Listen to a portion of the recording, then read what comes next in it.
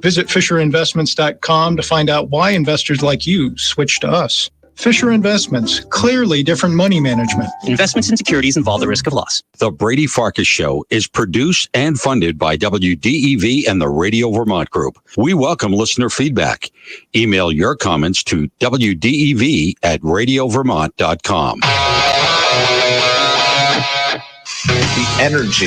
How does anybody live and drive in Boston every single day? This guy stopped in the middle of the road with his hazard lights on. This guy won't yield. That guy won't let you go. That guy passes in front of you. That guy goes 3 lanes of traffic all in one shot. How does anybody do this? The passion. Look, if the Red Sox aren't going to play Yoshida and Devers as they're about to get swept, then we might as well just give up and go home. The opinions on all your favorite teams. I'm glad that Mac Jones looks better. That's really important. He needs to look better.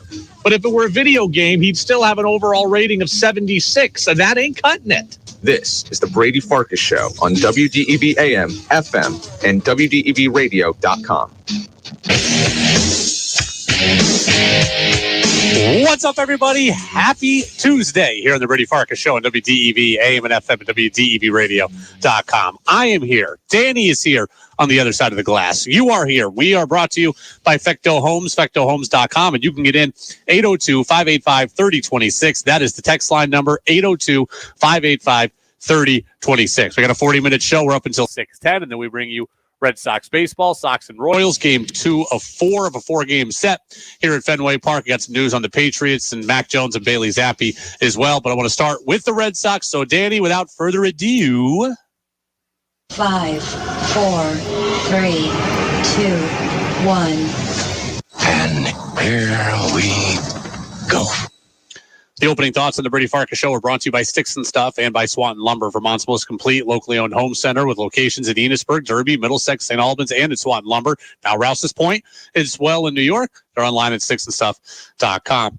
Danny, I feel a little guilty today. Okay, I feel a little guilty. You know why? What happened? Because I buried the Red Sox yesterday. I buried them. I said the season was over. I said there were reasons to watch, but we weren't going to be watching come playoff time.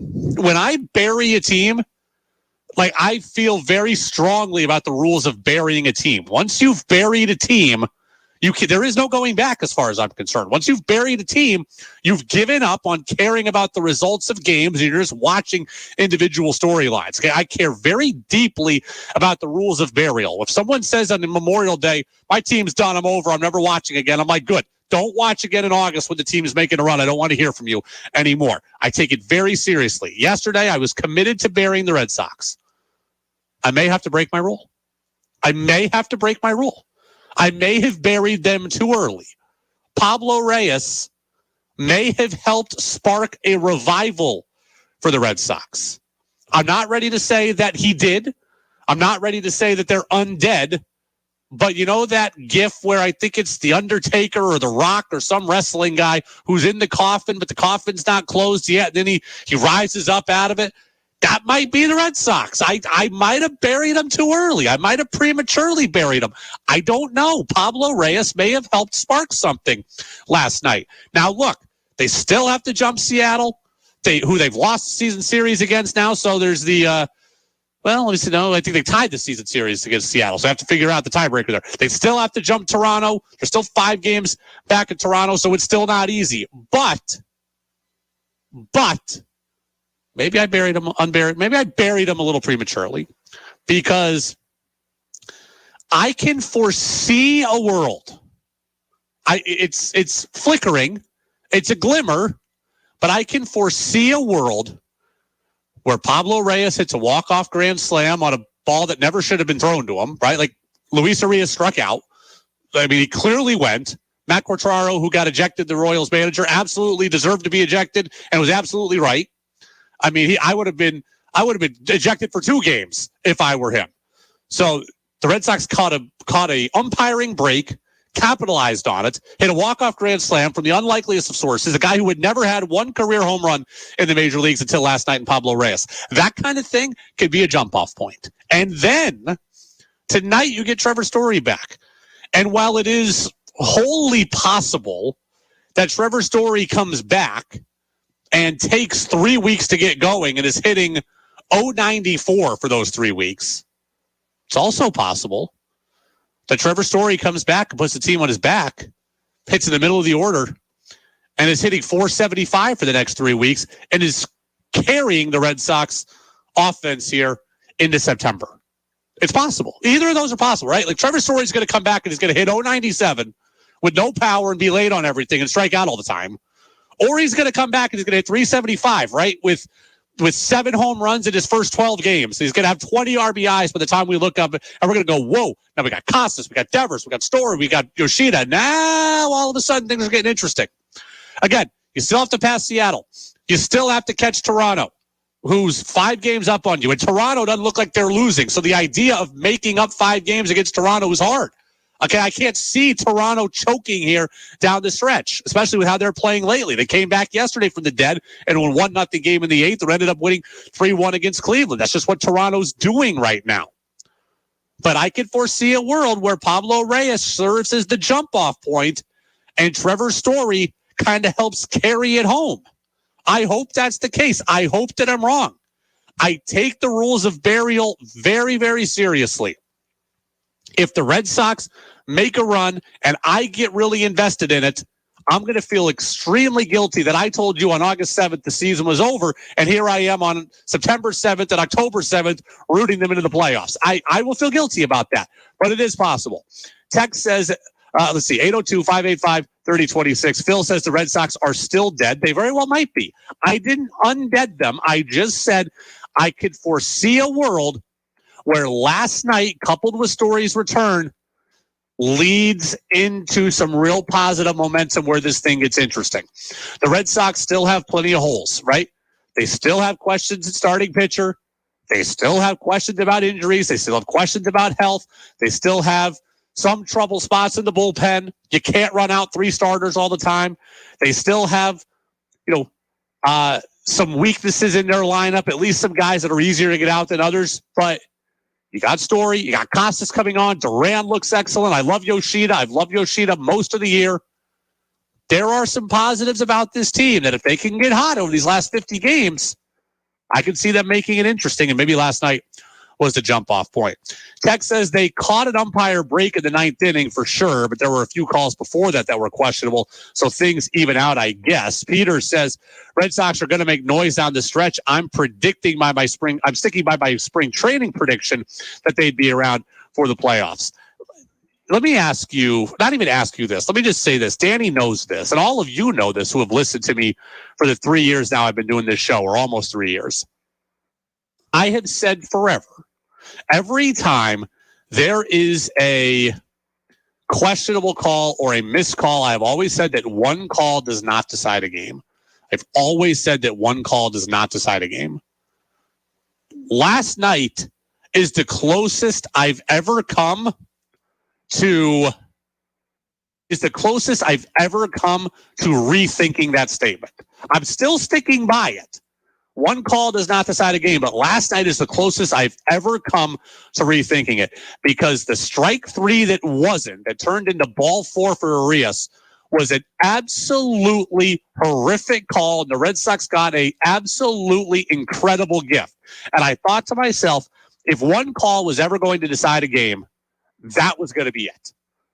Because, I've seen calls that are worse than that, don't get me wrong, but that was really bad in the moment that it was in, and the Red Sox absolutely capitalized on it. And I thought to myself, man, the umpire just gave the Red Sox a gift and ultimately gave them the game. That was my first thought yesterday. As I went back and I thought about it, well, they shouldn't have allowed the double to Devers. Well, they shouldn't have gone 3-2 on Arias in the first place. Well, they shouldn't have allowed Casas to reach. Well, you shouldn't have thrown a pipe fastball to Reyes. Yes, the Royals could have done things differently that made them not be victimized by that call. They could have hit better, right? They could have gotten to Bayo better. They could have gotten to Bayo earlier. They had traffic early on in the game and weren't able to score. So my point stands that one call didn't truly decide the game.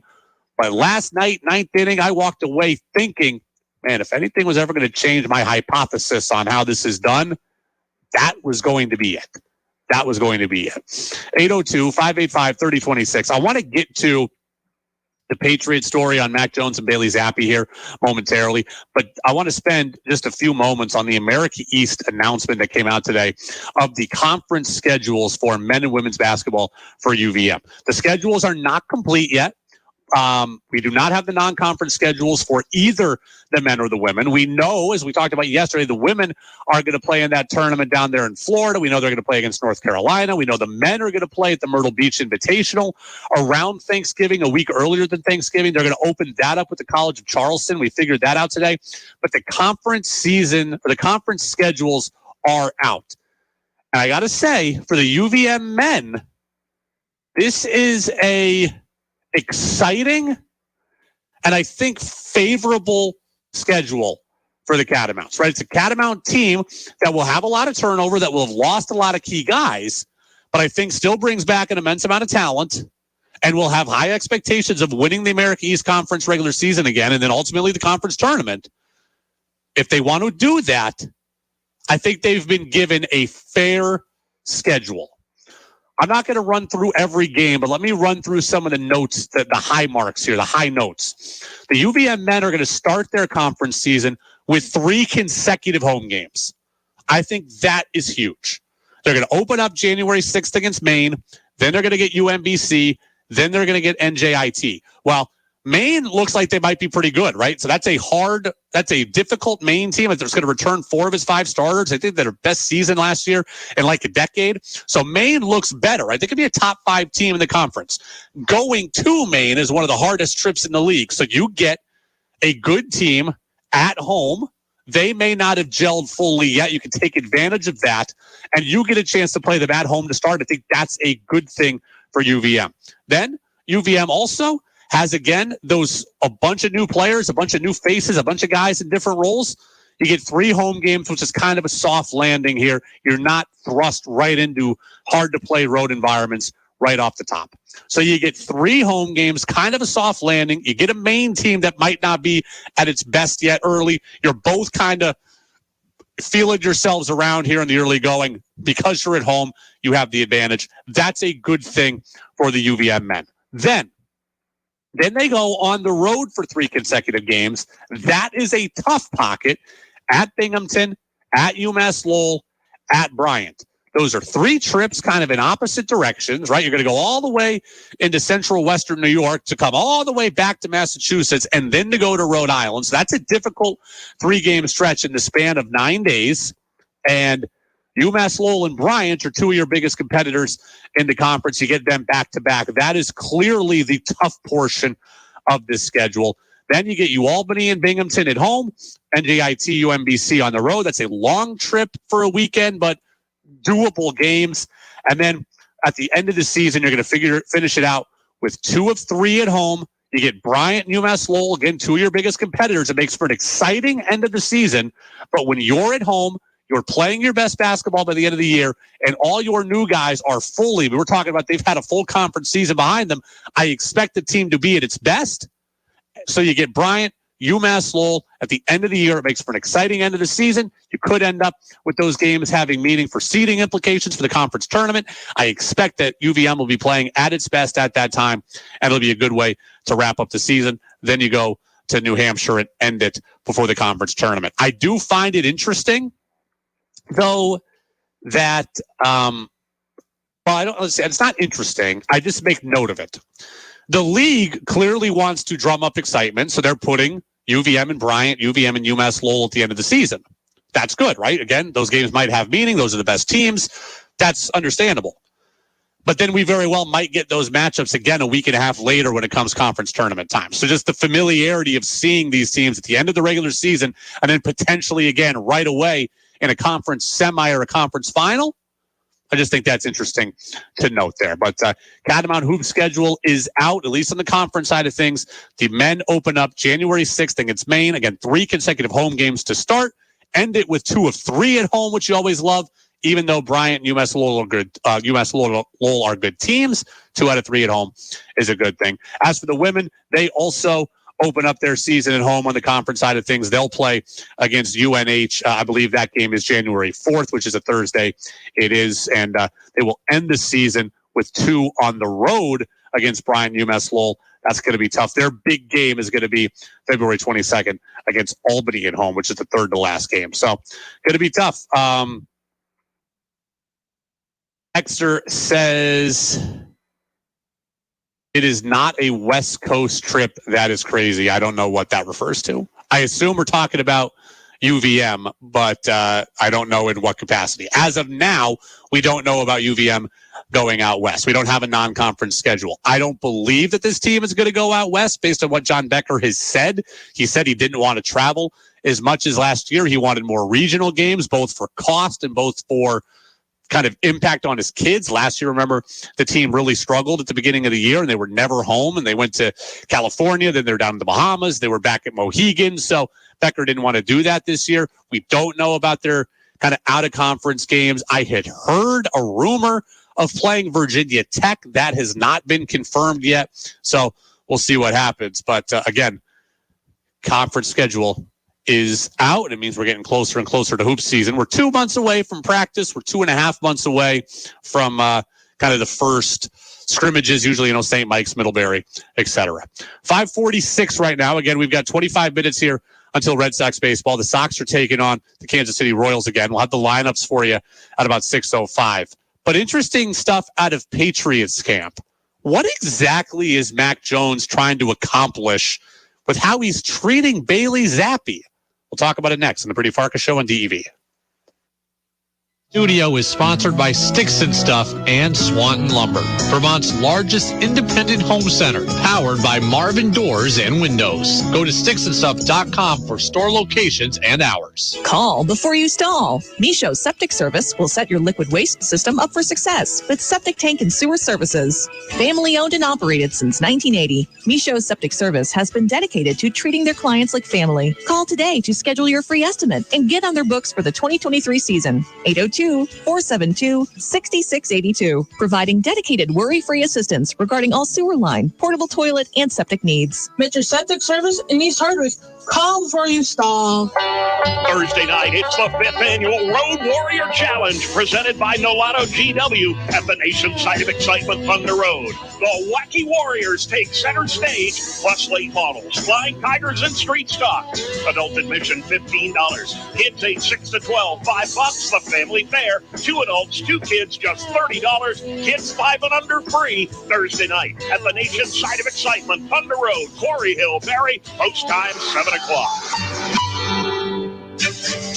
Blush Hill Country Club, a 9-hole course conveniently located off Interstate 89 in Waterbury, has continuously provided golfers in central Vermont with scenic and challenging golf since 1941.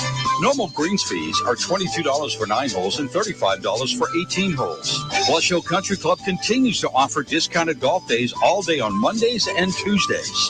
The rate for those days is $16 for 9 holes and $28 for 18 holes, including tax.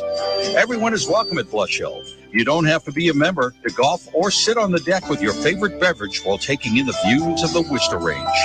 Contact Blush Hill Country Club today, 802-244-8974 for tee times or to inquire about membership rates, tournaments, or to rent their clubhouse for your event. Go to blushhillcountryclub.com for other offers.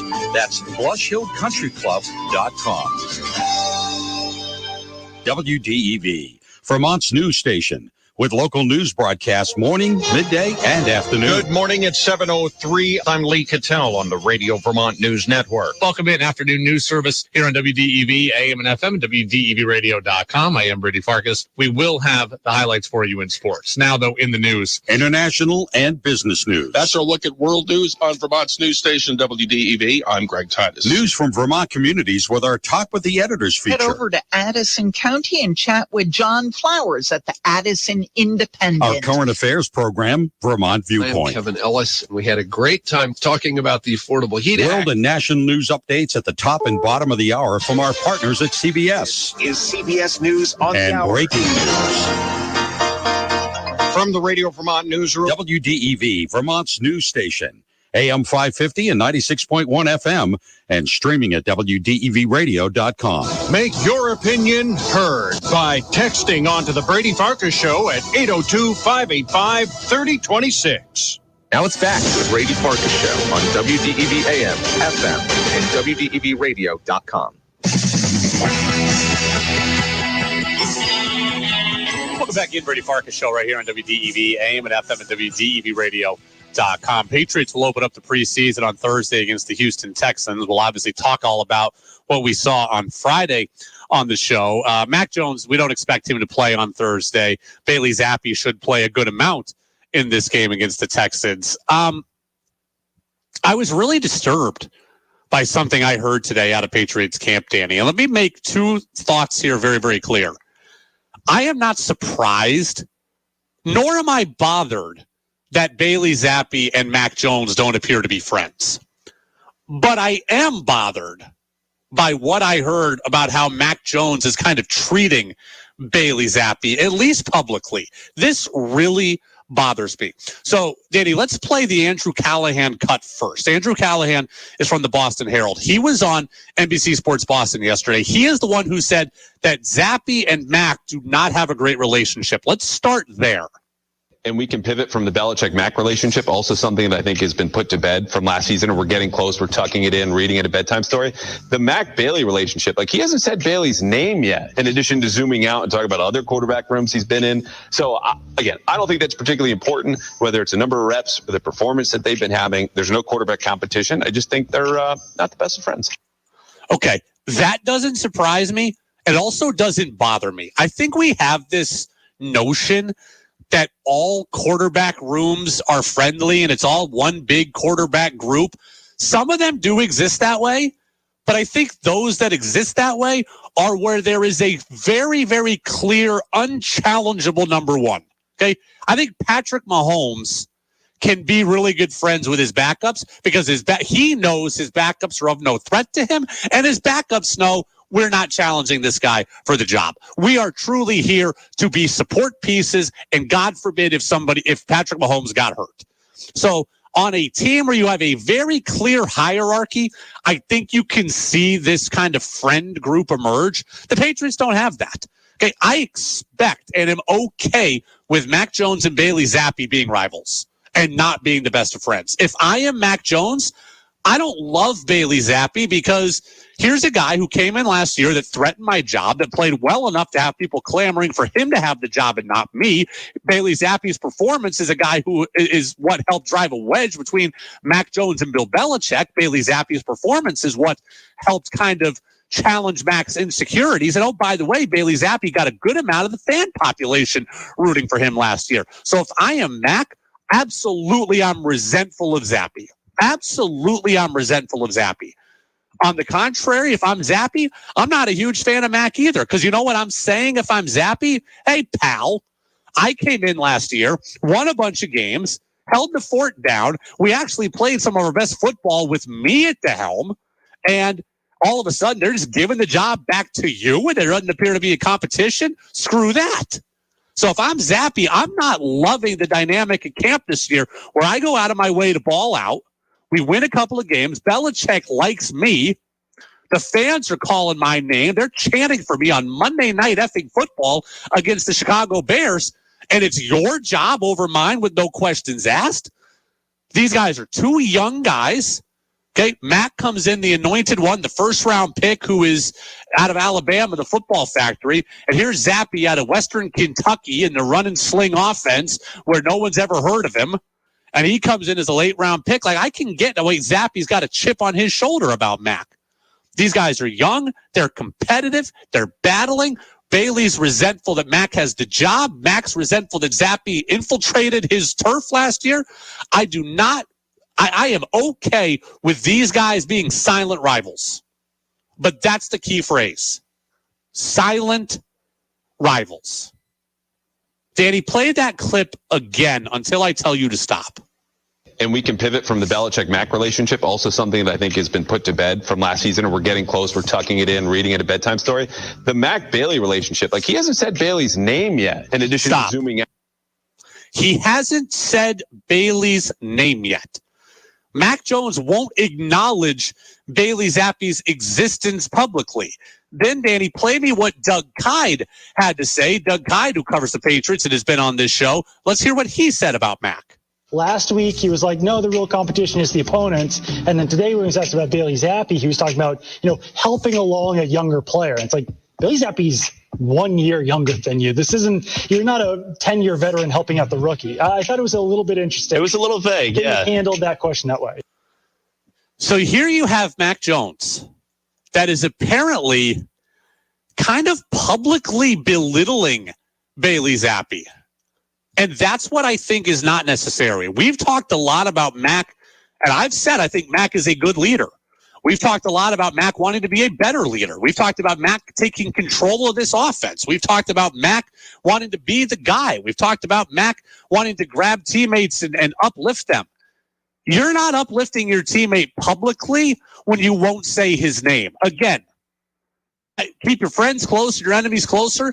I understand if Mac and Zappe are rivals who are not friends and are not having beers on Thursday nights. I totally get that, and that dynamic doesn't really bother me. What you can't have is have it be a public feud or a spoken rivalry, or at least have it be transparent enough that we can pick up on that.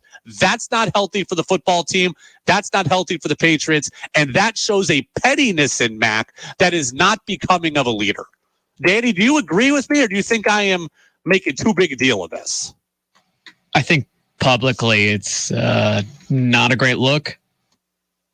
Yeah, publicly it's not a great look. Okay, Mac should, again, what he thinks privately, what he says at home to his girlfriend or on the phone with his parents, that's whatever. That's up for grabs.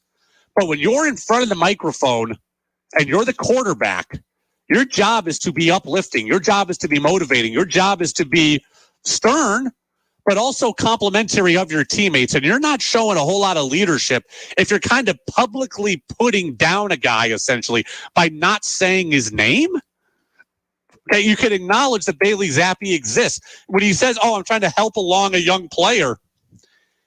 Look, if you said it like, hey, we're both young. I got 1 more year of experience. I've learned a lot in that extra year. I've seen the game just a little bit longer at the NFL level, and I want to kind of pass along the bumps in the road that I experienced to Bailey so that he gets better. That would be one thing. But when you basically come out and say, hey, I'm going to mentor the young pup when you only have a year of experience more than him, that's not real becoming. And I'm not a fan of that. And I have defended Mac in terms of his leadership, right? I've defended Mac in terms of his leadership. I don't love Mac's attributes. I don't love Mac's actual physical football ability, but I've always said he's good up top. This is not good up top. So now we've seen him last year, throwing coaches under the bus, which I also said I understood, but it's not a great look. And now you've got this with your teammate, one teammate in particular that is clear you're going out of your way to kind of stay in control of. I'm not loving this. Texter says, that's messed up about Mac. That just rings of envy and enmity. I don't know what enmity means, but I'll assume that I don't want it and that it's not a good thing. So I just think that Mac is trying to assert his dominance over Zappe, and he shouldn't have to do that. He can be a good teammate publicly while being a competitor privately. Bob in Moncton says maybe Mac sees something in training camp that scares him. Yeah, maybe he does. But regardless, you're supposed to be the leader. You're the quarterback. You are supposed to be a unifying factor and not a divisive factor. And this is what I'm saying here is divisive. Like, think about this. If Jaylen Brown walked around and said, hey, man, Jason Tatum's like my little brother. I'm going to put him under my wings, and I'm going to show him what's what. We'd be going, huh? Jason Tatum is only 1 year younger than you. And by the way, Jason Tatum just might be better than you. Like, Jason Tatum probably is better than you. That's not a perfect comparison, but, like, if Jaylen Brown was trying to talk down Jason Tatum or vice versa to make themselves look good, I think we'd say that's pretty petty. And that's exactly what this appears to be from Mac. I hadn't heard this until this morning from both Callahan and Doug Kyde. But, I mean, Doug Kyde is as connected to the Patriots as anybody. I'm going to believe him when he says this stuff is happening. And now I'm going to look for this stuff when it comes to Patriots press conferences and Mac Jones sound bites to see if I'm hearing all of this for the rest of the preseason as well.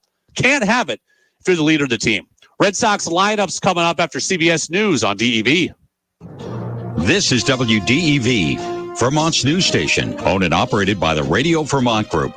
From the top of Sugarbush at 96.1 FM, WDEV Warren and Waitsfield. In Barrie at 96.5. In Montpelier at 98.3. Along with our founding station, AM 550 WDEV Waterbury, Montpelier. Streaming at WDEVradio.com. 92 years of serving Vermont. The friendly pioneer, WDEV.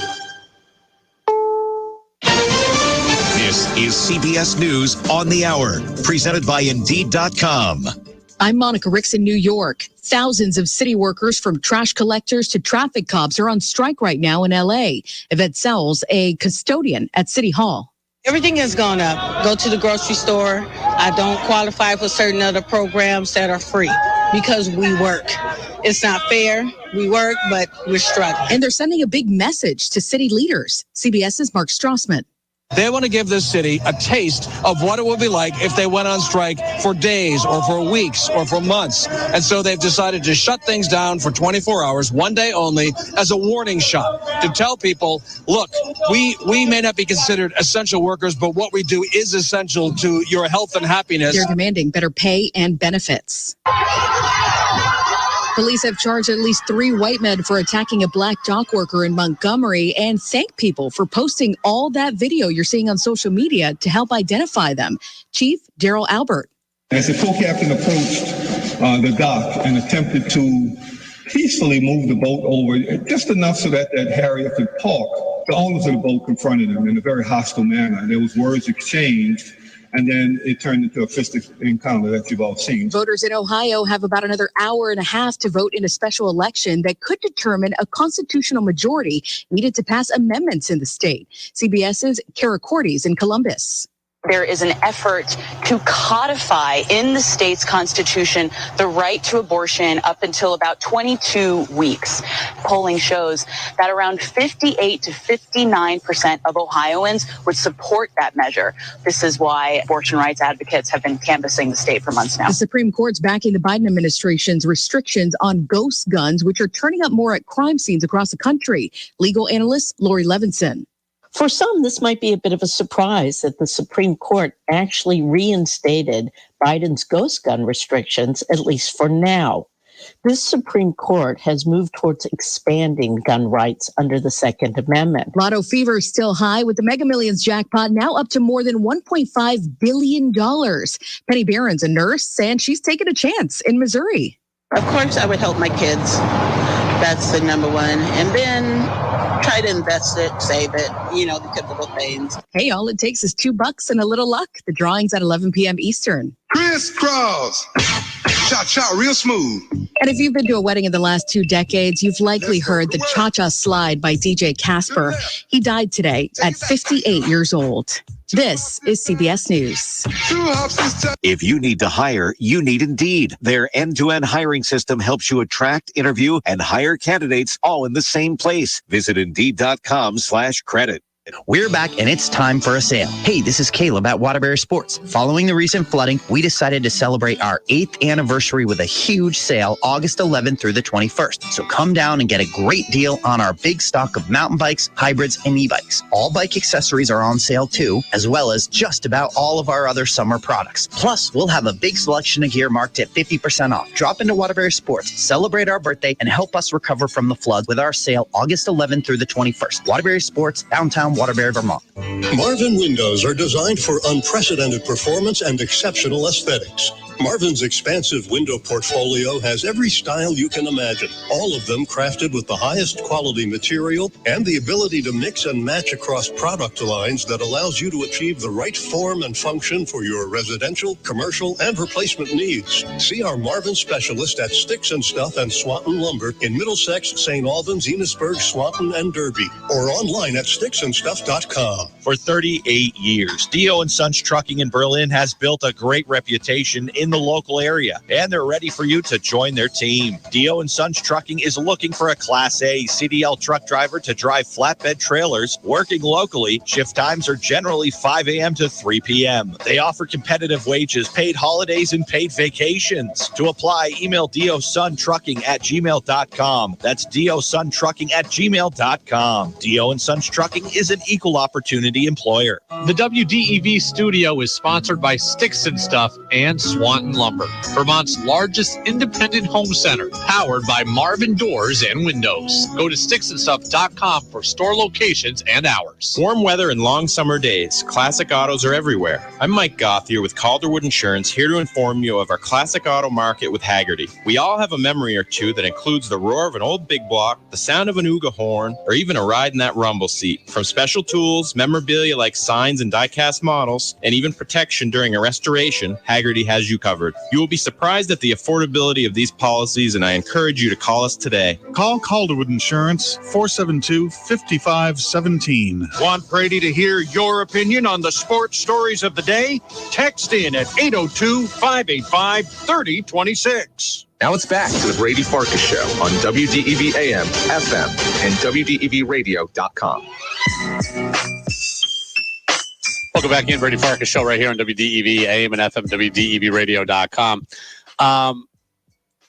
Danny, I think I know the answer to this. I think this is one of those things where you want to do something, but you know you probably shouldn't. It's kind of a head versus heart thing. I will not give all the details on this, but let me just say this. A guy that I really helped early in his career, okay, I really helped him. And then he screwed me in a big way. And he and I had a big falling out. And I got some dirt on him, like real dirt. And he just got a very good public job. And on social media, people are raving about this guy and raving about this hire. And I'm never going to spill the dirt that I have. I'm not going to go that far. But part of me really wants to like retweet the stuff that he's involved in or the congratulatory messages and just say something vague like, if only you all knew, or this isn't as good a hire as you all think. Like, I really, really want to do that. Something tells me I probably shouldn't. It's probably beneath me, or at least it probably should be beneath me. We're just talking about Mac and Zappe. Well, here I am trying to pull. I don't think I should do it, Danny. Tell me I shouldn't do it, even though my heart really, really wants to. So you're saying they didn't contact you for references? They did not contact me for references. This person and I have not spoken in several years. We very well may never speak again, and that would be perfectly fine with me. Again, I helped this person. This person screwed me. This person got a very good job now recently, a bunch of years after I helped him and then was screwed. I really, really want to put something out on social media. I don't know if it will make any impact. I don't even know if I want to make any impact. I just want this guy to know that I still hate him from a bunch of years ago. Use your burner. If I had a burner, if I had a Kevin Durant style burner, this would be the chance to use it. I don't have a Kevin Durant. I used a burner once in my life. Did I ever tell you this story, Danny? I can't remember it. So you might have. No, I don't think I have, because I actually just remembered it recently. Back in the day, there was message boards. You're too young to really remember message boards and chat rooms, etc. But my local newspaper back in the day had a blog that was like a high school hoops blog, a high school football blog, etc. And there was one guy who ran it. He was really, really good. He went to a bunch of games. He watched a bunch of film. Like, he was a high school student who was doing this as a labor of love. And he's turned into something much better than that now. But he was great. So he was talking about me once in high school as a hoop player and was talking about my team. And he's something like, hey, if Farkas could do this, Shen could be really good. I created a burner account and started talking up Farkas when I was like 17. So, he was talking about me. I was talking me up to him, creating a little traffic about myself on the blog. I had forgotten about that for like 15 years until very recently when someone asked me if I ever had a burner account. I never had a burner account for social media, but I had a burner account for this blog site to where I was talking up Brady Farkas. So there you go. All right, give me the Red Sox lineup music. That's enough about me.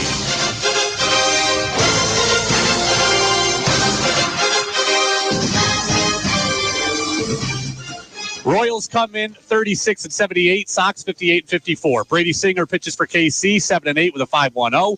Michael Garcia is at third, Bobby Witt Jr. at short, Nick Massey at second. Salvador Perez is back catching. MJ Melendez is in left. They've got Edward Olivares, who's in the lineup today in right field. At DH. Matt Beatty's at first, Drew Waters in right, Kyle Isbell in center. For the Sox, Duran in left, Yoshida the DH, Trevor Story hitting third at shortstop, Rafi Devers at third, Tristan Casas at first, Adam Duvall in center, Alex Verdugo in right, Pablo Reyes at second, Connor Wong the catcher, and Cutter Crawford is the pitcher, 5-5 on the year. Bob in Moncton says, take the high road. Peter in Williston says, water under the bridge. Karma will even it out for this guy. Trust your instincts. Don't say anything. You're all right. You all know better than my heart, as usual. See you tomorrow.